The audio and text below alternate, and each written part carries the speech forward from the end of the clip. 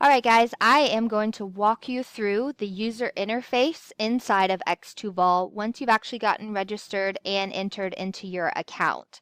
So the first thing you're going to do is get to the x2vol login page. You can do that by typing in x2vol.com/login, and that will take you to this login page. You can also go through Schoology, and we have this login page already linked inside of Schoology. So you can go either way, and it'll ask you for your credentials. These are the credentials you set up when you initially registered. So the email address that you put in is your email address, and then a password is whatever password you chose. This is not a password that I can help you out with or help you reset. This is independent password, so you will have to, if you've forgotten it, go through this portal right here to reset your password. But we've got Tony Stark set up here and ready to go, so I'm going to click sign in. The very first thing you'll notice is all the beautiful colors, and in the middle we've got our bulletin board that says welcome back Stuco, and it tells you when it was last updated, shows you a little landing page hello, and gives you the picture of our tiger with our seal, which Stuco loves. So over here on the left hand side, underneath the word dashboard, you will see groups and goals.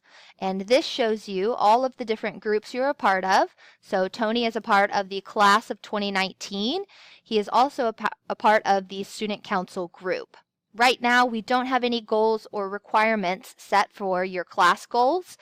So that's why you're not seeing anything pop up underneath it. But it's good for us to know which class you're associated with in case we put that in place later in the year or next year. We've already got it set up. Underneath Student Council, you'll see that you have a first 6 weeks, second 6 weeks, third 6 weeks already loaded. And we've got two of those. One's a committee hours and one is general hours because per our Constitution, you're required to get 10 hours for general council hours and 5 hours for committee hours. So that's what that is. And as you sign up for things and as you go ahead and submit your hours, you're going to see that a bar starts to track just how far you are to your total goal so that you can actually see when this due date comes up, and that's right here, when that due date comes up, how far you are from your goal. That way you're going to stay in compliance and good standing with student council.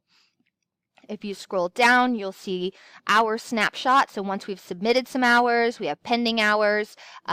I don't think you guys are going to have a lot of denied hours unless you guys are just sending me crazy things.